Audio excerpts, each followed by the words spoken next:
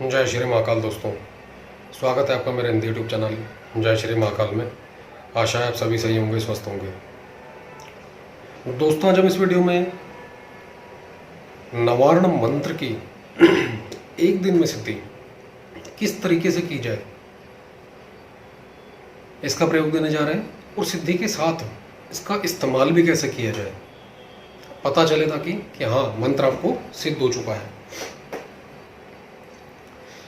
नवरात्र हैं दोस्तों, इन दिनों में जितने ज़्यादा से ज़्यादा जाप किसी भी मंत्र के, ऐसा नहीं सिर्फ नवार्ण के, किसी भी मंत्र के दोस्तों ज़्यादा से ज़्यादा जाप करें, ज़्यादा से ज़्यादा ऊर्जा हासिल करें। जितने भी आपकी पूजा पाठ रेगुलर रूटीन में चल रही है उनके और बढ़ाएं जाप। मंत्र जाप दोस्तों, नवरात्र चाहे नॉर्मल है चाहे गुप्त नवरात्र हैं या होली, दीपावली, ग्रहण, दशहरा, ऐसे दिनों के अंदर दोस्तों मंत्रों की ऊर्जा बढ़ाने के दिन होते हैं ये। और ऊर्जा जो हमें नॉर्मल डेज के अंदर मिलती है, इन दिनों के अंदर और भी 10 गुना होकर मिलती है हमें। हमारी रोज रूटीन की चाहे पूजा है, चाहे रोज रूटीन में हम कोई मंत्र जाप करते हैं, इन 9 दिनों के अंदर, या जैसा बताया हमने होली, दिवाली या फिर दशहरा या फिर ग्रहण, ऐसे दिनों के अंदर दोस्तों बहुत तेजी से और ज़्यादा ऊर्जा प्रवाह होता है।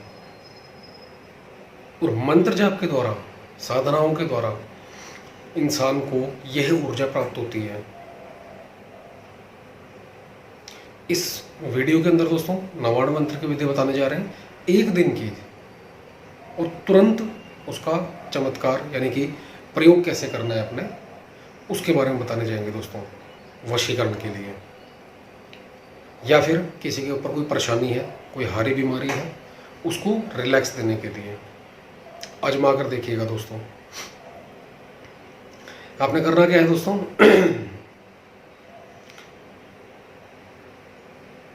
नवमी वाले दिन, सिद्धिदात्री माता के दिन या फिर दशहरे के दिन, दोनों में से किसी भी दिन, जैसा कि अभी कहा जा रहा है कि अष्टमी और नवमी दोनों एक ही दिन पड़ रहे हैं। अगर अष्टमी वाले दिन नवमी पड़ रही है तो अगले दिन तक पूरी नहीं हो पाएगी, या अष्टमी की रात्रि को करें, क्योंकि हाफ डे या तो अष्टमी का होगा और हाफ डे नवमी का होगा अगले दिन, इस तरीके से होगा। सप्तमी वाले दिन फिर अष्टमी पड़ेगी। जिस दिन पूर्णतः 9 के 9 नवरात्रे आए और नवमी अपने दिन पड़े, या तो उस रात को करें या फिर दशहरे की रात को, दोनों में से जैसा आपको सुलभ लगे, जो आपको मौका मिल सके, जैसा भी, उस दौरान आप शुरू कर सकते हैं ये प्रयोग। आपने करना क्या है दोस्तों, अपने सामने एक बाजोट लगाना है दशहरे की रात को, क्योंकि नवमी इस बार आपको नवमी मिलेगी नहीं। दशहरे की रात्रि में अपने सामने एक बाजोट लगाएं।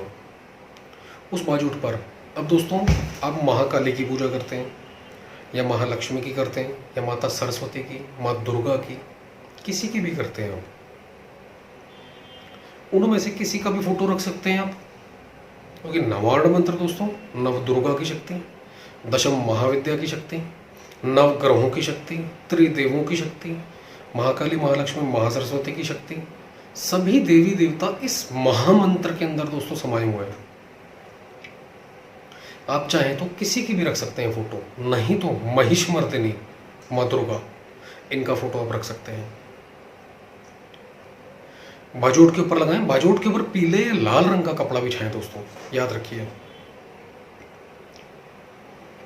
उसके बाद 9 दीपक, आप चाहें तो ये 9 दीपक आटे के या मिट्टी के, किसी के भी बना सकते हैं, जैसा आपका मन करे दोस्तों। आटे के बनाएं तो अपने हाथ से गूंदे आटा, नहीं तो मिट्टी के खरीद के ला सकते हैं, कोई दिक्कत नहीं है। 9 दीपक जलाएं माता रानी के सामने, लाइन वाइज दोस्तों, इस तरीके से। बाजूट इस हिसाब से इतना बड़ा लगाएं कि उसके ऊपर सारी व्यवस्था हो सके। इसलिए दशहरे से पहले दोस्तों ये प्रयोग दिया जा रहा है, ताकि दशहरा आने तक कोई भी वीडियो देख रहा है इस चीज को देख सके और कर सके। 9 दीपक जलाने दोस्तों। उसके बाद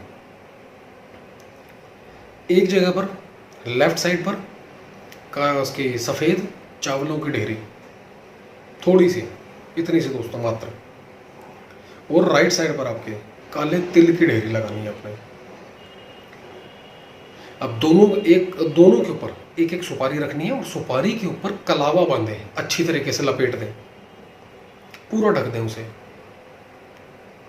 एक सुपारी दोस्तों चावल वाली ढेरी पे रख दें और एक सुपारी जो अपने सीधे हाथ पर रखी है अपने तिल की ढेरी, उसके ऊपर रख दें।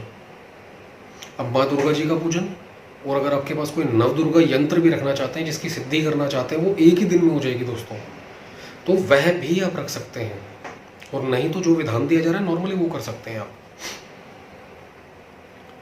अब दोस्तों माता रानी को तिलक करें, उनके सिंहराज को तिलक करें, और जो अगर महिष मर्दिनी का फोटो लगा है दोस्तों, तो महिष को, राक्षस को नहीं, जो महिष भैंसा मरा हो उसको तिलक करें।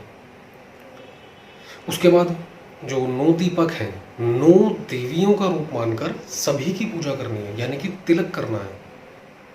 प्रथम शैलपुत्री, द्वितीयम ब्रह्मचारिणी, तृतीयम चंद्रघंटे, कुष्मांडा, चतुर्थकम, इस तरीके से सबका नाम लेकर तिलक करना है सभी को, 9 दुर्गे को। और जो सुपारी रखी है दोस्तों अपने चावल के ऊपर, उसको तिलक करना है भगवान गणेश का स्वरूप मानकर। और जो काले तिल की ढेरी के ऊपर आपने सुपारी रखी है, उसको तिलक करना है भगवान भैरव का रूप मानकर। उसके बाद माता रानी को चावल चढ़ाएं। सबको तिलक करने के बाद फिर चावल चढ़ाएं माता रानी को। फिर 9 दीपकों के आगे थोड़ा थोड़ा चावल डालें, जरा जरा सा दोस्तों, मात्र थोड़ा थोड़ा, नवदुर्गे का नाम लेकर। भगवान गणेश जी को चावल चढ़ाएं, चावल की ढेरी के आगे गणेश जी का नाम लेकर। भगवान भैरव जी को चावल चढ़ाएं, भगवान भैरव जी को याद करके। उसके बाद अपने आप को तिलक करें। ये जो सारी क्रिया करनी है दोस्तों, आपने लाल रंग के आसन या काले रंग के आसन के ऊपर बैठकर करें। समय इसके अंदर रात को 10 बजे के बाद का रखें, दशहरे वाले दिन, या फिर अगर नौमी मिलती है जैसा हमने बताया तो नौमी वाले दिन। वस्त्र भी इसमें आपके सिंगल धोती हो तो बेटर है, नहीं तो कोई भी धुले हुए वस्त्र कोई से भी डाल सकते हैं आप, ऐसी कोई परेशानी वाली बात नहीं है। रुद्राक्ष की माला या लाल चंदन की माला, दोनों में से कोई भी ले सकते हैं, इस्तेमाल कर सकते हैं, उसमें भी कोई प्रॉब्लम नहीं है आपको। इसके बाद दोस्तों जो इसका गुरु महाराज गणेश दोनों का एक एक माला का जाप करें। उसके बाद ओम नमः शिवाय का, महादेव का, उन्हें स्मरण करके याद करके एक माला का जाप दोस्तों इसका करें। उसके बाद गणेश भगवान से, गुरु महाराज से और भगवान भोलेनाथ से प्रार्थना करें कि आप ये कर्म कांड करने जा रहे हैं कि हे भोलेनाथ, माँ दुर्गा जी की, महाकाली, महालक्ष्मी, महासरस्वती की, नवदुर्गे की आपको अनुकंपा मिले, उनकी कृपा प्राप्ति हो। इस तरीके से अपने हाथ जोड़ने और आपको सफलता मिल सके। और यही आशीर्वाद अपने गणेश भगवान, गुरु आपके जो भी हैं, इष्ट जो भी हैं, उनसे प्रार्थना करनी है दोस्तों। पूजा पाठ दोस्तों हम जितने भी बताते हैं ये एक नॉर्मल बात है, कोई भी क्यों ना हो दोस्तों, याद रखिएगा अपने इष्ट की पूजा करना बिल्कुल ना भूलें। ये हमने लगभग वीडियोस में नहीं बताई ये बात, लेकिन ये कॉमन सेंस की बात है। सबसे पहले जो हमारे घर के देव हैं, इष्ट हैं, उनकी पूजा बहुत जरूरी है, ये याद रखिएगा दोस्तों सदा। उसके बाद दोस्तों आपने ये जो नवाड़ मंत्र है इसका विधान कैसे करना है। जिस समय आप ये विधान करने लगेंगे, एक सेंट की शीशी दोस्तों, इत्र, और अगर इलायची रखना चाहते हैं वशीकरण के लिए तो इलायची, लौंग रखना चाहते हैं तो 9 लौंग, जैसा आपका मन करे वहां पर रख दीजिए। उसके बाद दुर्गा सप्तशती में दोस्तों कुंजिका स्तोत्र का विधान दिया गया है। बुक चाहिए आपको, बाजूट लगाए लकड़ी का जो होता है, इसके ऊपर बुक रख के पढ़ी जाती है दोस्तों, वो बुक लें। कुंजिका स्तोत्र का पाठ निकालना है दोस्तों आपने, 11 पाठ कुंजिका स्तोत्र के करने हैं आपने। आप चाहें तो उसको 11 से 21 कर सकते हैं, लेकिन समय ज़्यादा ना लगे, हम इसलिए बोल रहे हैं जितना ज़्यादा करेंगे दोस्तों उतना ज़्यादा लाभ आपको होगा। जैसा आपका मन करे 11 या 21, फल आपको पूरा मिलेगा, इस चीज़ की आप चिंता ना करें। उसके बाद दोस्तों कुंजिका स्तोत्र का पूर्ण पाठ करें 11 बार, रिपीट टू रिपीट, एक बार हो जाए फिर दोबारा फिर तिबारा, इस तरीके से 11 या 21 जैसा आपका मन करे, जो बताया गया। उसके बाद दोस्तों नवार्ण मंत्र की 51 माला का जाप करना है आपने, वहीं बैठे बैठे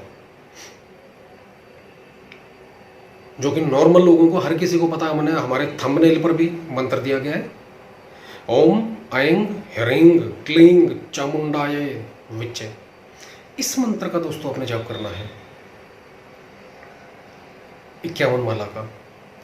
जिस समय आपको 51 माला पूरी कंप्लीट हो जाए, उस समय पर फिर से 11 या 21 पाठ जो भी आपने शुरू किए हैं कुंजिका स्तोत्र के, पहले अगर 11 किए हैं तो बाद में 11, अगर पहले 21 किए हैं तो बाद में 21, इस तरीके से 51 माला के बाद यह विधान करना है दोस्तों बस। उसके बाद अगर आपने इलायची रखी है, लौंग रखी है, इत्र रखा है, सेंट, स्प्रे वाला मत रखना दोस्तों। इत्र जो होता है वो अलग होता है, याद रखिएगा। इत्र लेकर आए, उसकी शीशी खोल कर रखें अगर इत्र रखते हैं तो, और लौंग इलायची नॉर्मल रख सकते हैं इस तरीके से दोस्तों। उसके बाद जब ये कंप्लीट हो जाए आपका कुंजिका स्तोत्र के 3 पाठ, 1 माला नवार्ण मंत्र की, फिर 3 पाठ कुंजिका स्तोत्र के, ये करने के बाद 3 फूंक लगानी है किसी भी वस्तु के ऊपर जो आपने रखी हुई है, किसी भी वस्तु पर दोस्तों, जैसा आपका मन करे। जो आपने अपने पास रखी हैं, चाहे वो इलायची है जैसा हमने बताया, लौंग है, और या फिर इत्र रखा है, तीनों दोस्तों शक्तिकृत हो जाएंगे। और 100% बात है,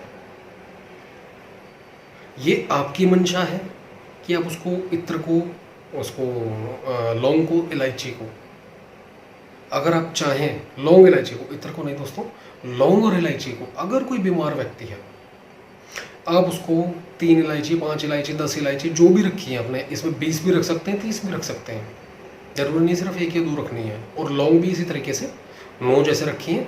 इस 9 लौंग को सिद्ध करने के बाद किसी ऐसी जगह पर, जैसे डिब्बी होती है आपके पास लौंग की, जिसमें 40-50 लौंग, 100 लौंग हो, उसके अंदर डाल के मिक्स कर दो अच्छे से, और उसके अंदर मंत्र पढ़ के वहीं पर ही फूंक लगा दो। और वो लौंग जिस भी व्यक्ति को देंगे खाने के लिए, वशीकरण की इच्छा होगी तो वश में हो जाएगा। अगर उसकी बीमारी कोई चल रही है तो वह व्यक्ति स्वस्थ होना शुरू हो जाएगा तुरंत। दोस्तों किसी के सिर में दर्द हो रहा हो, इसी मंत्र को, जो नवार्ण मंत्र आपने किया है, बैठे बैठे उसको सामने, अपने सामने बिठाएं उसे, इसी मंत्र का कम से कम 51 बार जाप करें उंगलियों के ऊपर। जब भी जाप करें उंगलियों के ऊपर 51 बार काउंटिंग करें। उसके बाद दोस्तों भाल पे, माथे के ऊपर फूंक लगाएं उसको, उसके बाद सीने पर फूंक लगाएं, और फिर पूरी बॉडी के ऊपर फूंक लगाते हुए नीचे तक, पैरों तक फूंक लगा दें, और थोड़ा सा जल फूंक लगा के उसको दे दे पिलाने के लिए। 100% दोस्तों 5 से 10 मिनट के अंदर आपको पता चल जाएगा आपका मंत्र काम कर रहा है या नहीं कर रहा। किसी को बुखार है, किसी को शारीरिक पीड़ा है, किसी भी प्रकार से दिक्कत है कोई, तुरंत पता चल जाएगा दोस्तों। यह थी दोस्तों एक छोटी सी क्रिया जो एक ही दिन में हो सकती है। आपको 9 के 9 दिन करना है, या 40-40 दिन, 21-21 दिन बैठने की जरूरत नहीं है। इसी में दोस्तों आपका मंत्र सिद्ध हो जाता है। अगर आप रूटीन में रेगुलर इसी प्रक्रिया को 11 पाठ कुंजिका स्तोत्र के, जैसे कि 51 माला बताइए, वहाँ 51 नहीं करने, 9 माला इसकी नवार्ण मंत्र की, और फिर से 11 पाठ कुंजिका स्तोत्र के डेली रूटीन में रखते हैं, आपको पूरी दुर्गा सप्तशती पढ़ने की जरूरत नहीं दोस्तों, आपको पूरा दुर्गा सप्तशती का फल मिलेगा। नवार्ण मंत्र हमेशा जागृत रहेगा, सिद्ध रहेगा। किसी भी कार्य में आपकी कोई बाधा आ रही है, परेशानी आ रही है, सभी बाधाओं का, परेशानियों का नाश हो जाएगा। आगे भी इसके और भी प्रयोग देंगे दोस्तों। और इत्र लगाकर दोस्तों, जब भी आप कोई इत्र का फाहा लगाकर कान के पीछे या जेब में रखकर या यहाँ रखकर कॉलर में कहीं भी रहेंगे, जैसा आप चाहेंगे वैसा ही होगा। सामने वाला व्यक्ति वो ही करेगा, अनुकूल होकर कार्य करेगा। एक बार दोस्तों इस विधि को जरूर आजमाएं, और आपका जो भी अनुभव हो, अच्छा और बुरा, हमें जरूर बताएं कमेंट के माध्यम से। वीडियो अगर दोस्तों अच्छा लगा हो तो लाइक जरूर करें, शेयर करें, चैनल को सब्सक्राइब करना बिल्कुल ना भूलें। ऐसे ही वीडियोस, तंत्र मंत्र, टोना टोट के उपाय आप लोगों के लिए लाते रहेंगे। धन्यवाद।